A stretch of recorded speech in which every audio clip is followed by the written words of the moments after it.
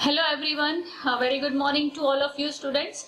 This is Ishani Trivedi from LJ Institute of Engineering and Technology. Welcome to the subject Building Construction Technology. So students, we have been discussing about the topic, the deep foundation, which is related to caissons. Now students, if you remember, in the previous session, we discussed about the pneumatic caisson. Okay.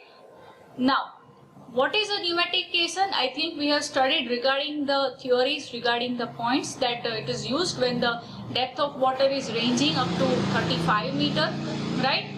I also discussed about the working chamber, that the workers will go inside with from the access that is provided.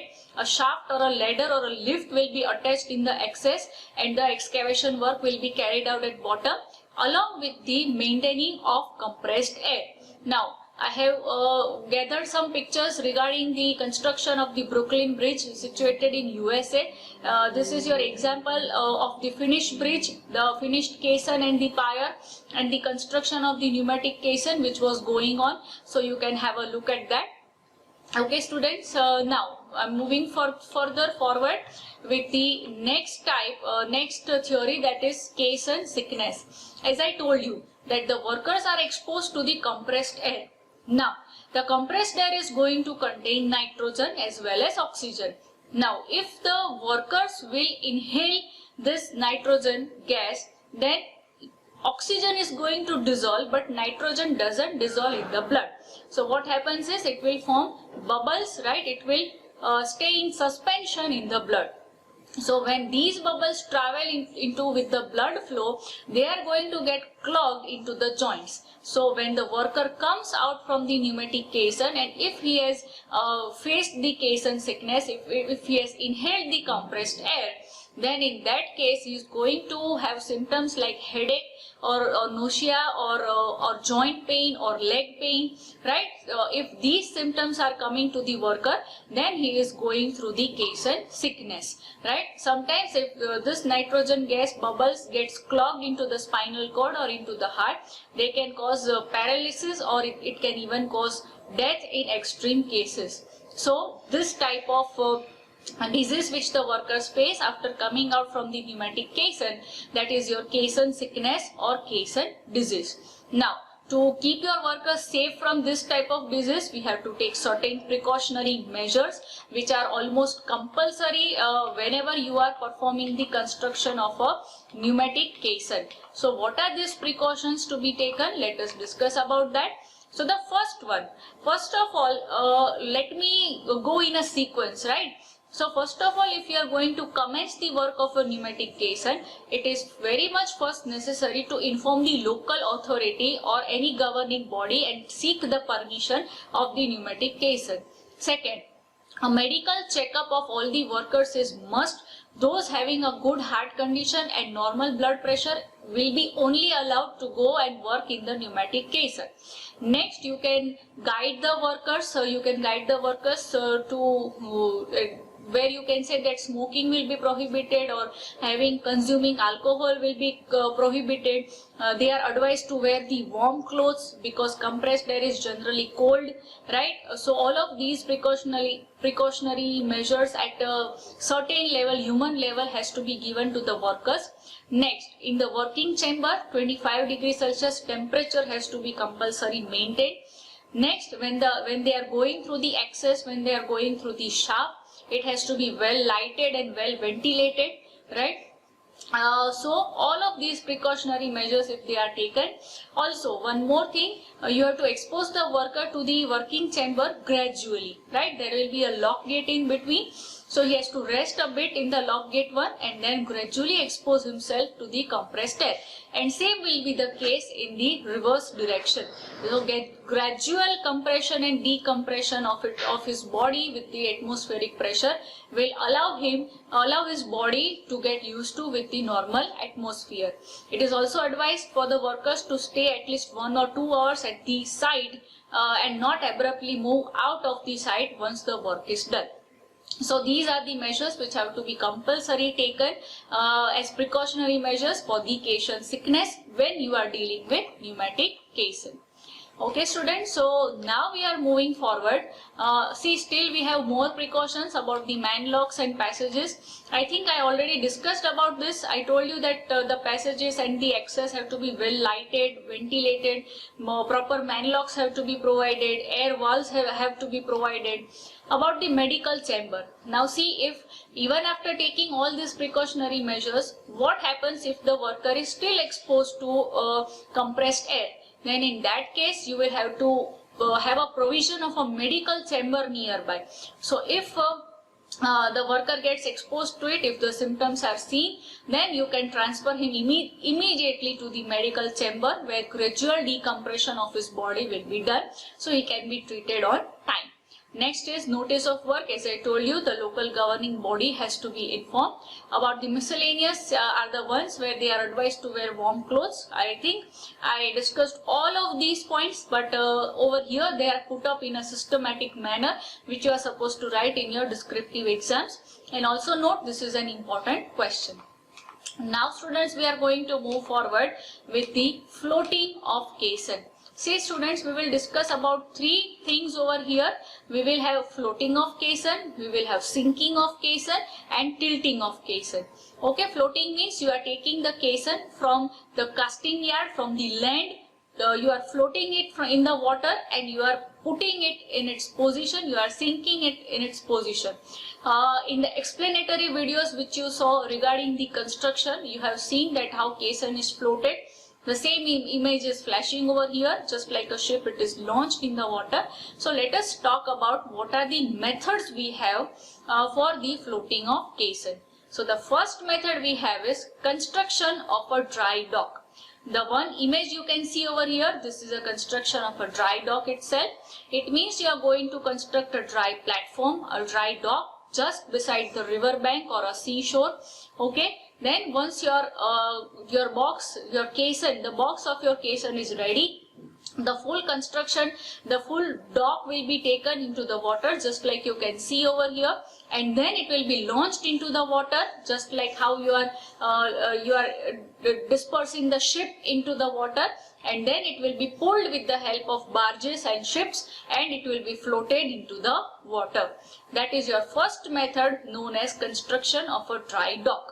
Okay, second method we have is floating from river bank, which we are discussing right now in detail.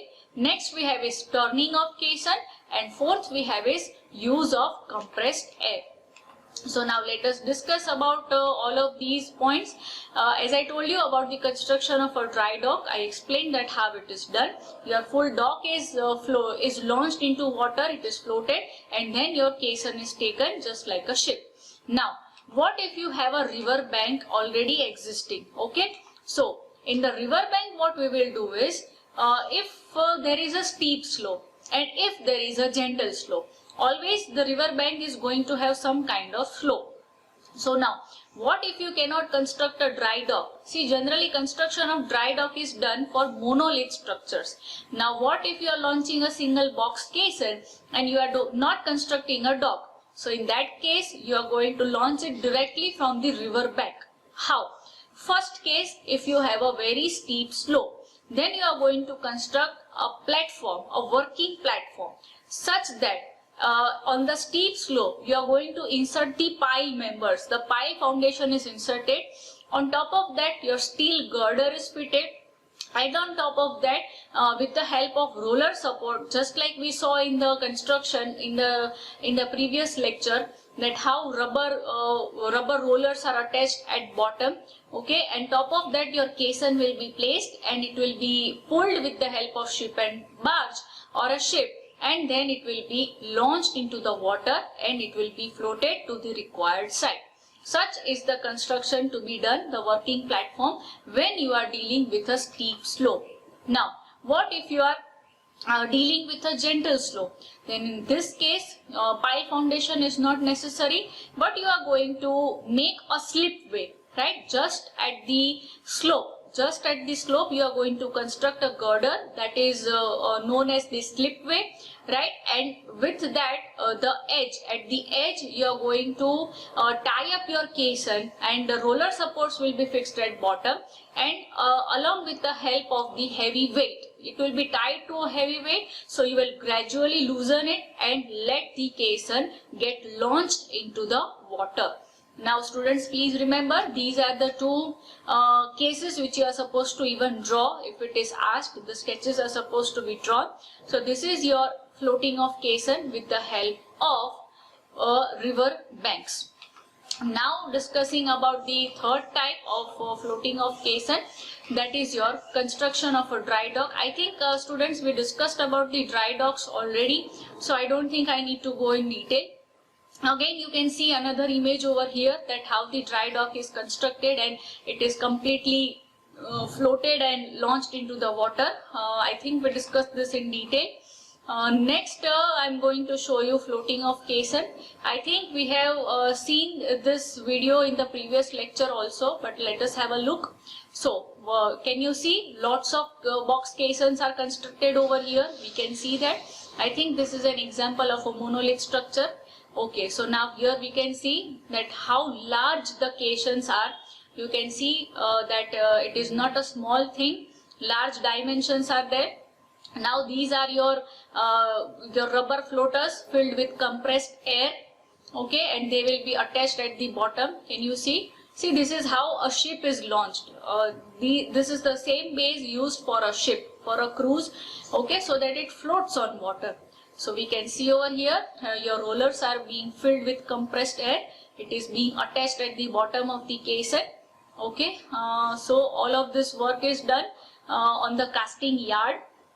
And now we will have a look at how this is launched into the water. Your full dry dock will be taken into the water and then it will be launched. This is the starting portion of your caisson. Then after comes your construction of the main types of caisson. So we can see over here that how it is constructed, how it is floated. Okay, this is your example of a dry dock. We can see over here, it is placed on the part with the blue color, right? This is your full dry dock platform, dry docking platform on which your caisson is kept and it is launched. Okay students, so now moving forward with the turning of caisson. Now turning of caisson is adopted when the depth of water is very large.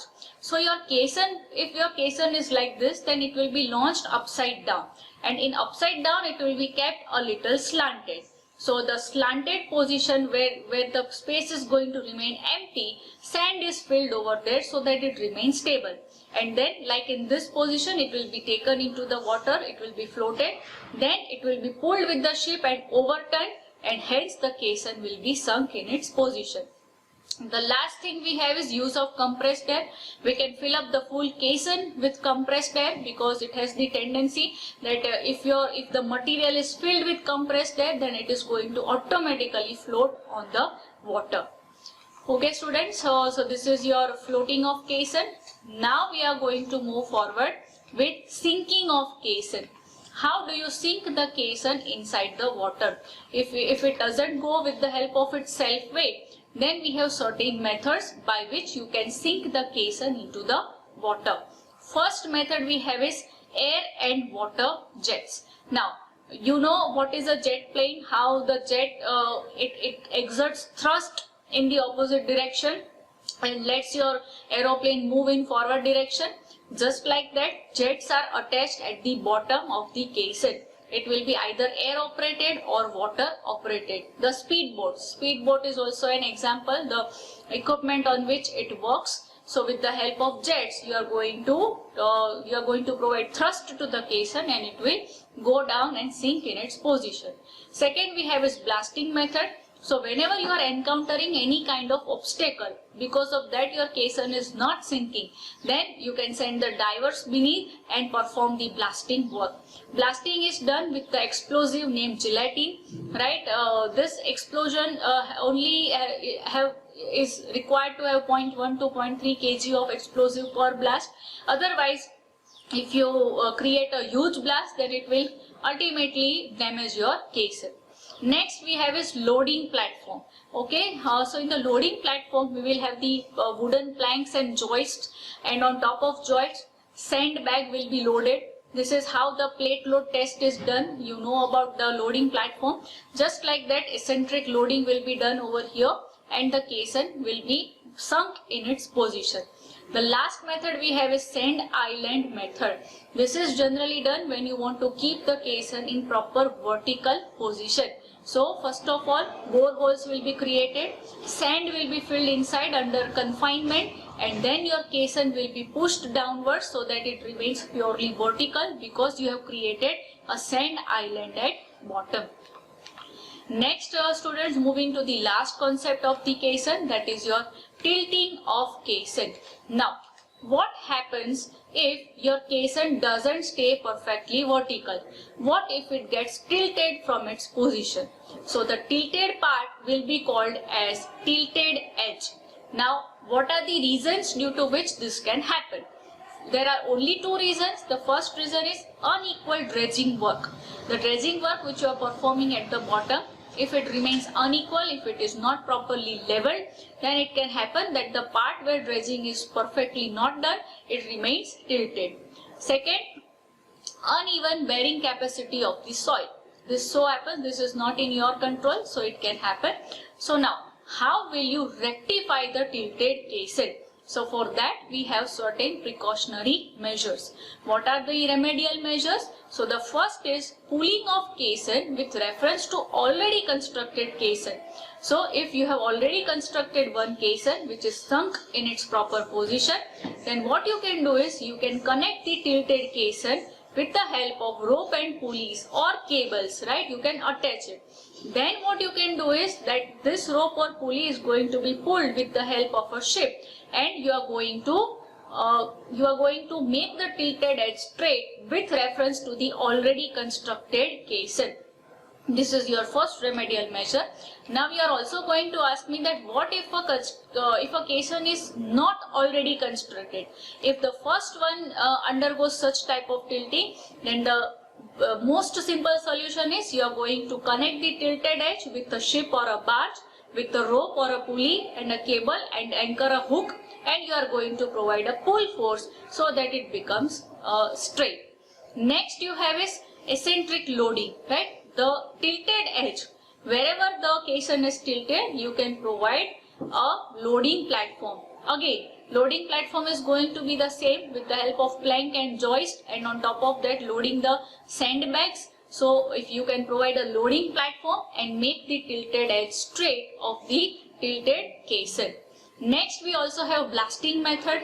Now in blasting method what happens is at the tilted edge you are going to set the divers there because it is tilted because of unequal dredging work. So what you can do is you can perform a blast over there with the explosive which I discussed right now, and you can make the tilted edge straight. But care has to be taken so that you don't endanger the workers also, and you also don't damage the cutting edges of the caisson. Last is dredging at the tilted end. This is the most simple solution you can perform. Instead of blasting, you can perform the dredging work at the tilted edge and make it straight. But again, this will be a matter of safety of your workers. So extreme care has to be taken when you perform this kind of remedial measure. Okay students, so this covers your full module of chapter of the caissons. Have a look through all of the topics, and that's it for the day students. Thank you.